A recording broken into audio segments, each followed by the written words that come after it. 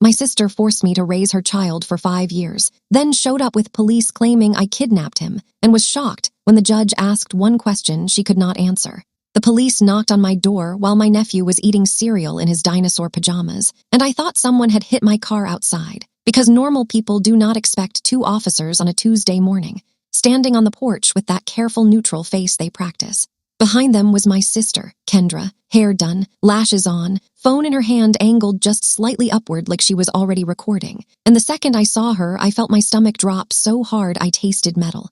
I have raised her son Milo for 5 years, 5 full years, the kind of years where you learn which band-aids he tolerates and which ones make him cry. The kind of years where you know he hates crust on sandwiches, but will eat crust if you cut it into triangles. The kind of years where you can tell he is getting sick by the way his voice sounds when he asks for water. And now she was standing behind the police like she was the victim in a story she rehearsed on the drive over. I'm Danny, I'm 32. I live in a suburb outside Tucson. I work as a scheduler for a dental office. My life is not glamorous. It is carpools and laundry and trying to remember whether Milo's library book is in his backpack or under his bed. I do not have the kind of life where police visits happen, which is why my hands started shaking before I even opened the door all the way. One of the officers asked if I was Danielle Reyes. I nodded. Then he asked if a child named Milo Hart was inside the home, and my brain did that awful split where half of it wanted to scream, "Of course he is," and the other half went completely calm, because calm is how you survive when someone is trying to take your kid. Kendra stepped forward and started insisting Milo was her son and that I took him. She kept repeating the word took, like she needed it to stick, like if she said it enough it would become the only truth anyone heard. The officer held up a hand in that gentle stop motion, then asked if he could see Milo to confirm he was safe, and I stepped aside, because refusing would make me look guilty, and I refused to look guilty in my own house. Milo appeared in the hallway with his spoon still in his hand, milk on his chin, eyes blinking like he had just walked into a dream. He looked at the uniforms first, then his eyes landed on Kendra, and his face did that slow, confused shift, like he recognized her from a place in his memory that had cobwebs. He did not run to her. He did not smile. He did not call her mom. He just stared. Kendra's voice got high in that performative way, and she reached toward him, and Milo stepped back behind my leg without thinking, like his body made the decision before his brain could. The officer saw that. I saw him see it, and I could feel the entire situation tilting, because whatever story Kendra walked up with, a child hiding behind his aunt is not the image she wanted on her phone recording. Kendra started talking faster, claiming I turned Milo against her, claiming I refused to let her see him, claiming she tried everything, claiming I am controlling. She kept glancing at the officers, faces like she was waiting for the moment they would turn on me. The other officer asked me if there was any custody order, any guardianship paperwork, any documentation, and I nodded, because yes, there is, and I hate that my life needed it, but it did. I asked them to stay on the porch because Milo was shaking, and I did not want him hearing every word. The officer agreed, and Kendra rolled her eyes like I was making a scene. Then she muttered something about me always needing attention, like this was a sibling fight, not police at my door. I went to the kitchen drawer where I keep everything important in a folder that looks boring on purpose. Immunization records, school forms, the notarized temporary guardianship document Kendra signed years ago in a desperate moment when she needed someone to take him while she got her life together. I brought it out with my hands still shaking, and I watched the officer's eyes move across the page, watched them pause at the notary stamp, watched them look at Kendra's signature, watched Kendra's mouth tighten when she realized this was not going to be as simple as pointing and claiming kidnapping. Kendra immediately started pivoting, claiming she only signed it for a few months, claiming she did not understand what it meant, claiming I tricked her, and the officer asked her if the signature was hers, and she hesitated just long enough that my skin went cold. She admitted it was hers, then she tried to explain it away by saying she was under pressure. She was scared, she had postpartum issues, she trusted me, she did not know I would keep him. She kept layering excuses like they were bricks she could build into a new story right in front of everyone. The officer asked me if I had been in contact with Kendra during these years, and I did not know how to answer without sounding like a monster, because the truth is messy. Kendra did not disappear completely. She just drifted in and out like a bad signal, months of silence, then a flurry of messages about missing her baby, then silence again, then a promise to visit that never happened, then a request for pictures, then a demand for pictures, then silence, then an angry rant accusing me of thinking I'm better than her, then silence.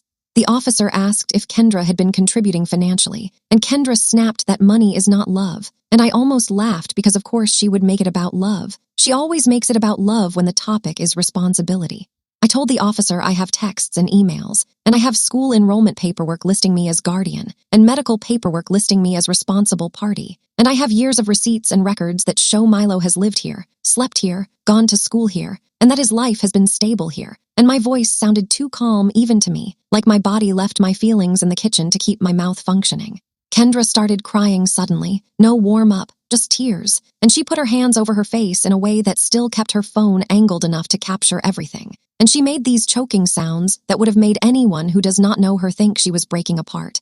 I have seen Kendra cry exactly like that before, at my graduation when she wanted the attention back, at my mom's birthday when someone asked about her job, at family dinners when she got called out for not showing up. It is a switch she flips when she needs people to stop asking questions and start comforting her. The officer told her this looked like a civil matter and that they were not going to remove Milo today, and Kendra's crying stopped so fast it almost made my head spin. Her face went flat. Then she got angry. Then she started accusing them of not doing their job. She tried to push past them toward the door, and the officer stepped in front of her, calm but firm, and told her she needed to leave the property, and if she did not, she would be trespassed. That word, trespassed, made Kendra's face change because she came expecting power, and instead she got boundaries. She backed up, then she pointed at me and started promising consequences, promising court, promising I was going to pay, promising I was going to be arrested, promising that Milo would remember this as the day I stole him from his real mother. Milo was still behind my leg, gripping my pajama shirt with one hand, spoon forgotten, and the officer glanced down at him and asked if Milo felt safe with me, and Milo nodded so hard his hair bounced. Kendra's eyes narrowed like she wanted to punish him for that nod, and I stepped slightly in front of Milo, because I am not letting her look at him like he is a traitor in his own story.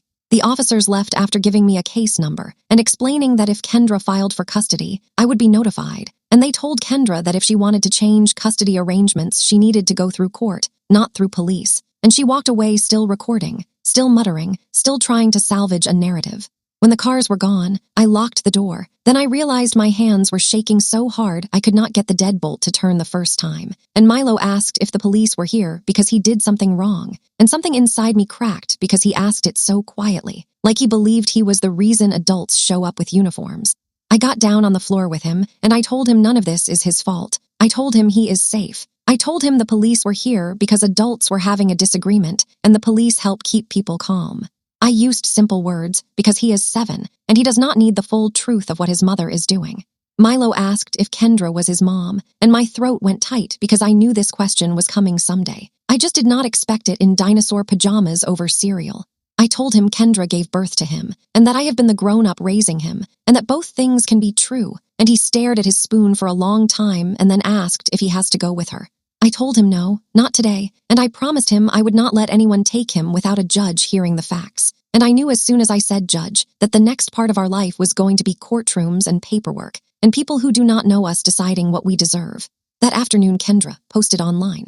I did not see it directly because she is blocked, but my cousin sent me screenshots with that heavy sorry tone in her text. And the posts were exactly what you would expect, vague accusations about family betrayal, a line about being a mother who had her child stolen, a line about finally getting the police involved, and a comment thread full of people who do not know anything cheering her on.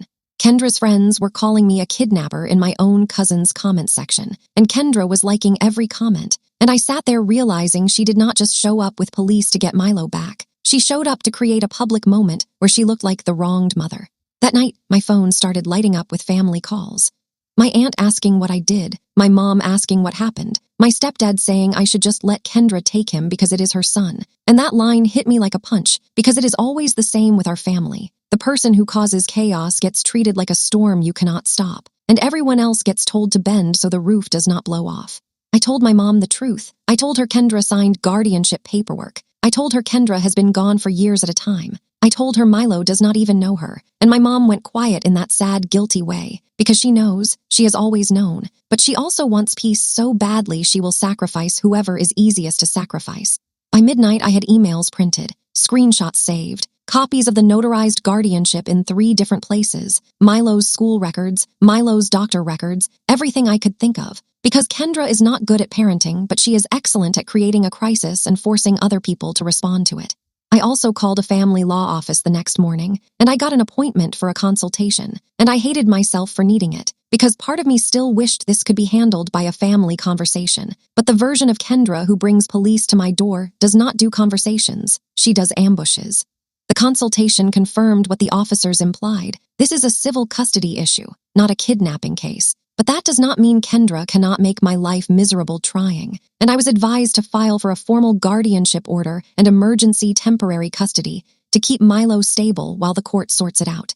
So I filed, and it felt like putting my life into a folder and handing it to strangers. When I picked Milo up from school that day, the front office clerk pulled me aside and asked if everything was okay because a woman called asking for Milo, asking whether she could pick him up, claiming to be his mother, and the clerk sounded shaken, like she did not know what to do.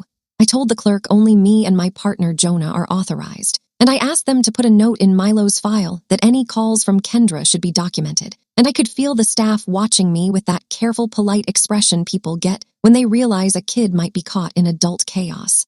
Milo climbed into the car and asked if he did something wrong at school, because he could tell something was off by my face, and I had to take a deep breath before answering, because my instinct was to protect him from everything. But protecting him also means not lying until the truth explodes later. I told him his mom was making a lot of noise right now, and that the grown-ups were going to have meetings to decide what is best. And Milo's shoulders went up like he was bracing. Then he asked if he is going to have to talk to a judge. I told him probably not soon, and I promised him again that he is safe in our home.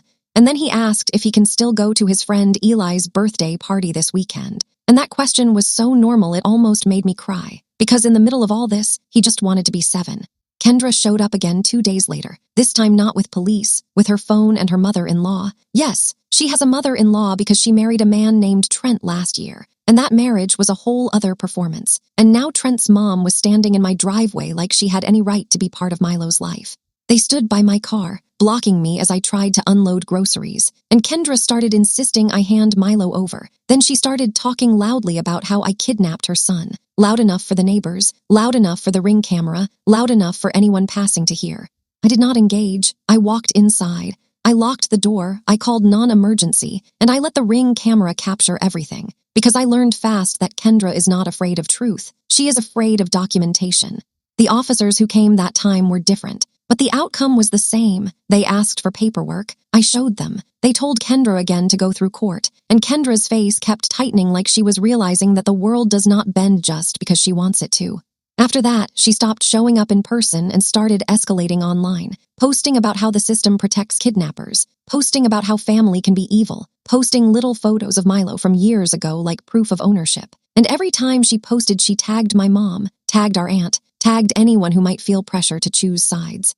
Then the court date arrived for the temporary hearing, and I walked into that building with my folder and my shaking hands and Jonah's hand on my back like an anchor. And Kendra arrived late wearing a blazer like this was a job interview, smiling at the bailiff like they were friends, acting like she was calm and I was going to look hysterical.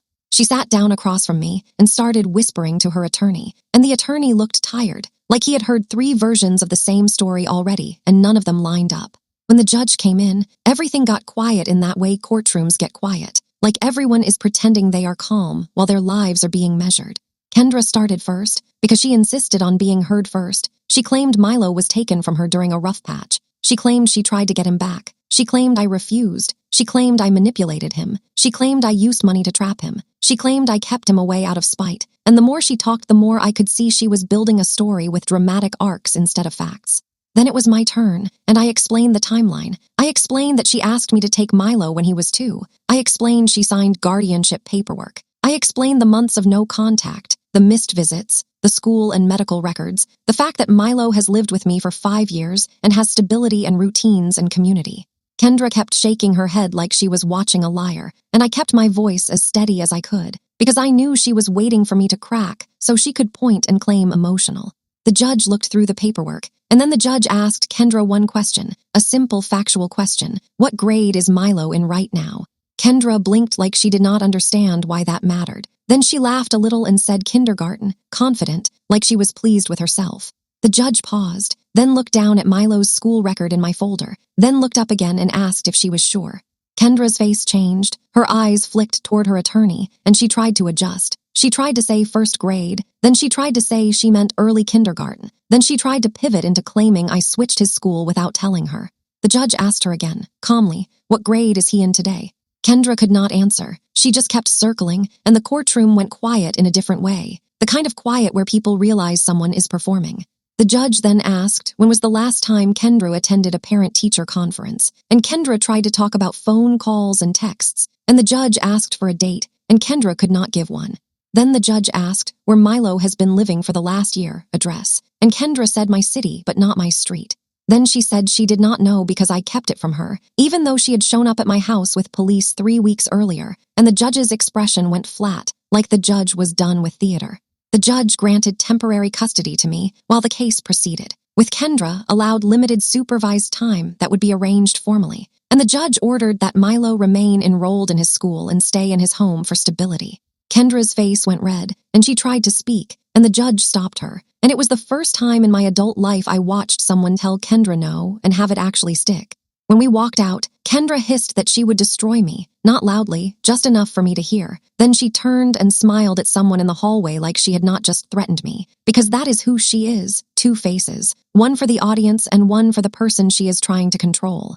Milo did not know the details, but he knew something happened, because that night he asked if the judge decided he gets to stay, and I told him yes, and he let out a breath like he had been holding it for weeks. Then he asked if he has to see Kendra, and I told him there will be some visits but they will be safe and supervised, and Milo nodded like he did not love it but he could handle it if safe was real.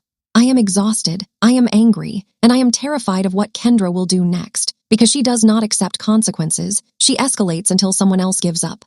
I am also realizing that raising a child for 5 years means you become their parent in every way that matters. And now I have to prove that in a courtroom against the person who gave birth to him and thinks that is the only credential that counts. Update 6 weeks later. Kendra did not calm down after losing the temporary hearing. She just changed tactics. The supervised visits started with a neutral supervisor through a local family service, and the first visit went about as badly as anyone could predict. Kendra arrived late. She brought gifts that were too young for Milo, toddler toys, a sippy cup with cartoon sharks, a stuffed animal still tagged, and Milo looked at the pile like he was being handed evidence that she did not know him at all. The supervisor kept notes, and those notes mattered later, because Kendra kept trying to treat the visit like a photo shoot. She kept angling her phone even though she was told no recording. She kept asking Milo to hug her for a picture. She kept trying to get him to repeat lines like he missed her, and Milo kept getting quieter and quieter. After the visit, Milo climbed into the car and stared out the window the whole way home, and when we got inside, he went straight to his room and shut the door. And for the first time since all this started, he cried hard, full-body crying, not loud, more like he was trying to keep it inside and failing. When Jonah sat with him, Milo finally said what I think he has been holding for years. Milo said Kendra feels like a stranger who knows his name, and hearing him say it hurt in a way I did not expect, because it confirmed I was not imagining his discomfort. It was real, and it also confirmed that Kendra showing up now is not a reunion. It is an intrusion.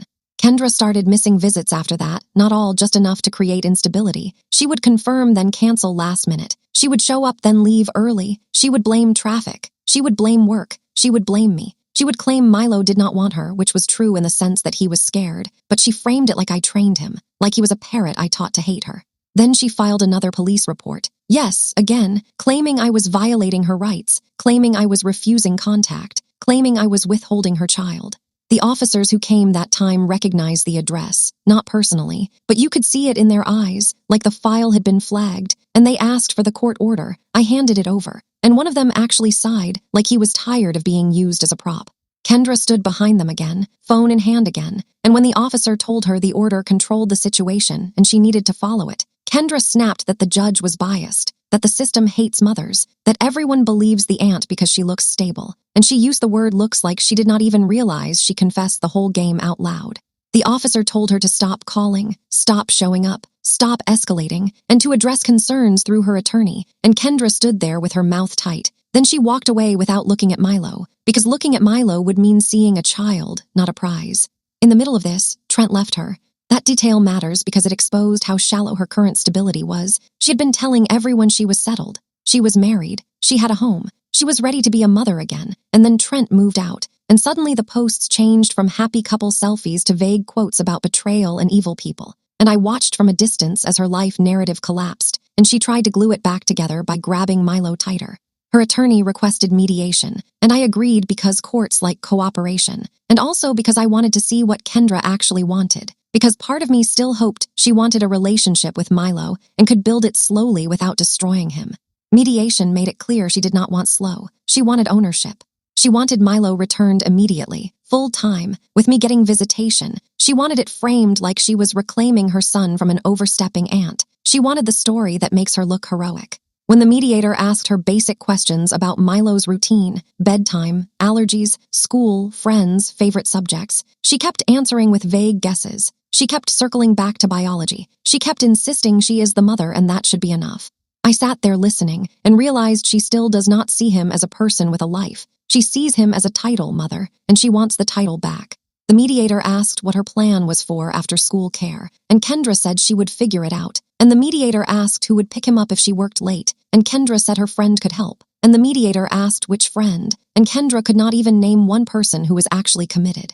Then Kendra tried to pivot into accusing me of coaching Milo, accusing me of alienation, accusing me of poisoning him, and the mediator asked for examples. And Kendra cited the fact that Milo calls me Aunt Danny, like that was evidence of a crime. The mediation ended without agreement. After that, Kendra started contacting Milo directly. She had found an old tablet Milo used for games, one we had replaced, and she somehow got a message through a gaming account, sending him a long, rambling note about how she is his real mom and I am keeping him from her. And Milo brought the tablet to me with his hands shaking, like he thought he was in trouble just for receiving it. I took screenshots, forwarded it to my attorney, and we filed for an order that Kendra not contact Milo directly outside supervised channels, because this was not her reaching out gently. This was her trying to inject guilt into a child. The judge granted it, and again, Kendra did not accept the boundary. She escalated online, posting about evil family members and parental alienation, and her comments were full of strangers cheering her on. And I wanted to scream because strangers love a simple story, mother versus kidnapper. They do not want the boring truth of 5 years of abandonment and paperwork and stability. Milo started having nightmares, not every night, but enough that he began asking to sleep with his door open, and he started checking the locks before bed, and he started asking if police can take him, and I kept answering calmly, but inside I was boiling because Kendra's chaos was leaking into his bones. The next court hearing was scheduled, and Kendra arrived with a new hairstyle and a new confident smile, like she wanted to look reborn, and she brought a stack of printed screenshots of my social media, posts about Milo's school projects and birthdays, and she tried to claim those posts proved I was pretending to be his mother. Those posts were literally normal aunt posts, photos of a science fair volcano, Milo holding a certificate, Milo in a Halloween costume, and Kendra was trying to turn them into evidence of kidnapping. And the judge looked at them and asked Kendra why she never objected for years, why she never filed anything earlier, why she never used court if she believed her child was stolen. Kendra tried to answer by claiming fear, claiming I would retaliate, claiming she did not have money, claiming she did not know how. And the judge asked why she was able to show up with police now and hire counsel now, but she could not show up to a school office for 5 years. Kendra's attorney tried to redirect, but the judge kept coming back to the same core. Where has Milo been? Who has cared for him? What is best for him now? And it was the first time I felt like the system might actually see the child instead of the drama. The judge asked for a guardian ad litem to be involved, someone to represent Milo's interests, and that phrase made my stomach flip, because it meant another stranger in our life, another person evaluating our home, our routines, our parenting. But it also meant Milo's voice might matter somewhere that is not my kitchen table. Kendra left the courthouse that day furious, but she did not threaten me out loud this time. She just walked away and posted online about injustice, continuing the fictional Reddit-style post in the same format and constraints you asked for. And for once I did not care what strangers typed, because I could see the cost in Milo's eyes every time her name came up. And strangers do not tuck him into bed or sit with him when he wakes up sweating. Strangers just tap like and move on. About 10 days after that hearing, the guardian ad litem came to our house, and I had cleaned like my life depended on it, even though I knew a clean baseboard does not prove you are a safe parent. It just proves you panic clean. But I also knew Kendra would love nothing more than a report that made me look chaotic. So I made the house boring, calm, predictable. The guardian ad litem was a woman named Rochelle, late 40s, tired eyes, polite voice, the type of person who has listened to 1,000 families describe themselves as the reasonable one. She walked in, looked around, asked where Milo slept, asked about school, asked about routines, and I answered without trying to sound perfect because perfect sounds fake. I kept it plain. Wake up, breakfast, school, homework, dinner, bed. The normal stuff that makes a child feel like the world has rails. Rochelle asked to speak to Milo alone, and that part twisted my stomach because I do not like adults alone with him right now. Not because I think Rochelle is unsafe, because Milo has been yanked around by adult agendas, and I hate adding another adult with questions. But Rochelle explained it gently and Milo agreed, so I waited in the kitchen and stared at my own hands. When Rochelle left, Milo came out and went straight to Jonah, and Jonah just held him for a second without making it a big deal, and Milo whispered something I could not hear. And Rochelle watched that interaction like she was collecting the kind of detail that does not show up in paperwork. 2 days later, Rochelle requested Milo's school counselor records and asked to talk to his teacher. And again, I felt that invasive panic, like people were dissecting our life. But I kept reminding myself, this is the only way the truth has a chance to stand up in a room where Kendra will cry on cue and call it love. Kendra's home visit happened after hours, and I only know because Kendra could not stop posting vague, braggy stuff online about how she is finally getting her son back. She posted a photo of a neatly staged bedroom with a superhero comforter that still had the creases from packaging. She posted a basket of snacks like it was proof of motherhood. She posted a caption about preparing a safe space for her baby, even though Milo is not a baby. He is a kid with favorite books and a friend group and a schedule, and seeing her call him baby made my skin crawl because she was still mentally stuck at the age he was when she handed him off. The supervised visits continued, and they got more tense because Kendra started treating the supervisor like an enemy too. She would argue about rules, complain about time, complain about being watched, and then she would flip into fake sweet voice for Milo, and Milo started dissociating in the way kids do, staring at a corner, answering in one word, counting the minutes in his head. And every time we drove home afterward, he got quiet and then angry later, snapping about small things, slamming a drawer, crying over spilled juice. And it took me a week to realize the anger was not about juice. It was about having to survive a stranger who shares his blood and expects him to pretend it feels like love.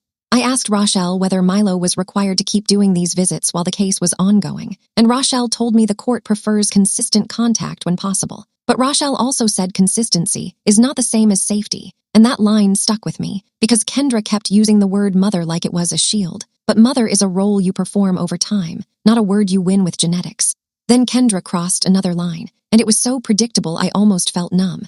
One morning, Milo's school called me to say someone had attempted to pick him up, a woman claiming to be his mother, with a man waiting in a car. The front office stopped it because Milo's file flags are bright now, but the staff sounded shaken and angry because this is a school, not a battlefield. The woman was not Kendra, it was someone else, which was the part that made my blood run cold, because it meant Kendra either sent a friend or paid someone or convinced someone to play a role, and the school described her as acting confident until they asked for identification. Then she got defensive, then she left. When I told Rochelle, Rochelle got very quiet and asked for every detail, because that is not just messy. That is an attempt to bypass a court order and remove a child from school, and there is no way to spin that as love. I filed a police report that day, not because I thought a report would fix anything, because I wanted documentation that this happened, because Kendra lives in a world where she thinks if there is no paper, then there is no event. Kendra denied it immediately online, posting about how I am making false allegations and trying to keep her from her son. She made it sound like I was paranoid, like I was inventing threats. But then she slipped. She wrote a line about how a mother should be able to pick up her own child whenever she wants, and that line told on her, because she still did not recognize that she is not currently the person who can do that, and there are reasons for that. Rochelle added the school incident into her report, and I could feel the case shifting, not because of my feelings, because of behavior patterns, because judges and guardians do not need a villain monologue. They need proof that one adult maintains stability and the other keeps trying to rip it apart. The final hearing was scheduled for early winter, and the weeks leading up to it were brutal in a quiet way. Milo started asking more questions, not big dramatic questions, small ones that cut deeper. Like, why does she keep calling herself my mom if she does not know my teacher? Why does she keep saying she misses me if she leaves early? Why does she keep bringing baby toys? Why does she keep saying I lived with her when I did not? And I had to answer in a way that did not poison him, but also did not lie. So I told him the truth in kid-sized pieces. I told him some adults have ideas in their head about how life should look, and they try to force reality to match the idea instead of learning the real person in front of them. And I told him none of this is his job to fix. His job is school and friends and being a kid. The day before the final hearing, Kendra tried one last public push. She posted a long, dramatic message about being silenced by a controlling sister. She used words like robbed and stolen. She called me obsessed. And she told people to pray that the judge sees the truth, and my aunt shared it. and my stepdad texted me saying I should stop fighting and let blood win. I did not reply, because at that point anyone still choosing Kendra's story over Milo's reality was not going to be convinced by my words. They would only be convinced when Kendra finally failed in a room where she could not out-talk paperwork. The morning of the hearing, Milo asked if he could stay home from school, and that broke me a little because he never wants to miss school. He loves his classroom, but I understood. He wanted to stay close to me like proximity could protect him. I took him to school anyway, hugged him longer than usual, told him Jonah would pick him up, and told him we would have dinner like normal, because normal is what you give a kid when everything else is shaking. In court, Rochelle spoke first, not for me, for Milo, and hearing a stranger speak about his needs in such calm, clean language made me cry quietly into my sleeve, because it was the first time this whole situation sounded like it was actually centered on him. Rochelle described Milo's life, his routines, his stability, his attachment, his anxiety around sudden changes, and she described Kendra's pattern of inconsistent contact, missed visits, attempts to record, attempts to force affection, and the school pickup incident. And she did not call it kidnapping or evil. She called it destabilizing and unsafe, and sometimes the most damaging word is the calm, accurate one. Kendra's attorney tried to argue that biology should matter more, that a mother deserves a chance, that my guardianship was temporary and should have ended, and Kendra sat there nodding like she was in a motivational seminar, like agreeing hard enough makes a point true. Then the judge asked questions, and I could tell quickly the judge was not interested in drama. The judge wanted details. The judge asked me how long Milo has lived with me continuously. I answered. The judge asked who takes him to the doctor. I answered. The judge asked who is listed at school. I answered. The judge asked who attends conferences. I answered. The judge asked about after-school care. I answered. And each answer was boring and factual, which is exactly what parenting looks like when it is real. Then the judge turned to Kendra and asked her to describe Milo's daily schedule, wake time, school start, after-school routine, bedtime, and Kendra started speaking in vague generalities, like kids wake up early and go to school and eat dinner, and the judge asked her to be specific. Kendra stumbled, then tried to pivot into accusing me again, then tried to cry again, but the judge kept returning to the same thing. What does Milo's day look like? Kendra could not answer, because you cannot answer a child's day if you are not in it. The judge asked her again what grade Milo is in, and Kendra tried to correct herself this time. She said second grade quickly, and the judge asked her the name of his teacher, and Kendra froze. She looked at her attorney, then looked at the judge. Then she tried to say a name that was not even close, and the judge's face went still. And that was the moment I knew Kendra's story finally ran out of room. The judge asked when was the last time Kendra saw Milo outside a supervised visit, and Kendra tried to say recently, and Rochelle corrected the record with dates. And the judge asked why Kendra missed multiple scheduled visits if she was desperate to reunify, and Kendra said she had work, and the judge asked for proof of employment stability, and Kendra's attorney admitted her job changed twice in 6 months. Then the judge asked about the school pickup attempt, and Kendra denied it, and the judge asked why Kendra posted that a mother should be able to pick up her child whenever she wants right after the incident, and Kendra's attorney tried to object, but the judge allowed it. And Kendra's cheeks went red, because she was caught doing what she always does, reacting publicly while trying to deny privately. The judge ruled that Milo would remain in my custody under a formal guardianship order, that Kendra's contact would remain supervised and would be contingent on consistent attendance and compliance, that she was not permitted to contact Milo directly outside the supervised structure, and that any further attempts to remove Milo from school or circumvent orders would be treated seriously. Kendra did not cry this time. She went stiff. Then she looked at me like I was something she wanted to break, and she walked out without looking back at Milo's interests once, because the role she wanted was mother on paper, not mother in practice. The first night after the order, Milo slept through the whole night, and I realized how much his body had been bracing, because when the threat eased, his body finally let go. Final update, 9 months later. I waited to write this because I wanted to be sure it was actually stable, not just a good week. Not just Kendra going quiet before another storm. And for the first time in years, I can say this with my whole chest. Milo's life feels like it belongs to him again. Kendra did not suddenly transform after court. She tried for about a month to act like she was cooperating. She showed up to 2 visits in a row, brought age-appropriate gifts once, kept her phone away once, and then she slipped back into herself, complaining to the supervisor, pushing for pictures, demanding affection, insisting Milo call her mom, and Milo started shutting down again. The supervisor documented it, Rochelle saw it, my attorney saw it, and when Kendra missed 3 visits in a row without valid notice, the supervising agency flagged it, because consistency is the minimum, and she could not even do the minimum. Kendra also violated the no contact order by sending another message through an app account, and Milo brought it to Jonah immediately this time. Not shaking, just tired, like he already knew the pattern. And that was the saddest part, that a 7-year-old learned to treat his own mother like a recurring glitch. We reported it, the court tightened the rules. Kendra's attorney withdrew not long after, and that detail speaks for itself, because even the people paid to advocate for her were exhausted by the shifting stories and the refusal to follow instructions. Family pressure eased too, not because everyone apologized, but because the courtroom outcome took away their favorite fantasy. They could not keep calling me dramatic when a judge and a guardian ad litem and a supervising agency all landed in the same place. They could not keep pretending this was a misunderstanding when Kendra kept missing her own visits. My mom still tries to talk about Kendra like she is a wounded bird, but my mom stopped asking me to hand Milo over because she finally watched Milo flinch when Kendra's name came up, and even my mom could not unsee that.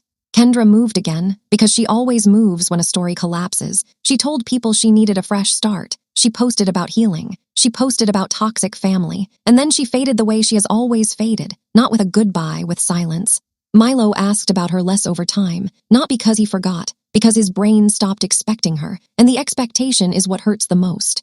We got Milo into counseling through his school, not a miracle fix, just a safe adult whose job is to help him name feelings without turning them into guilt. And he started sleeping better, started laughing easier, started being a kid who argues about bedtime instead of a kid who checks locks.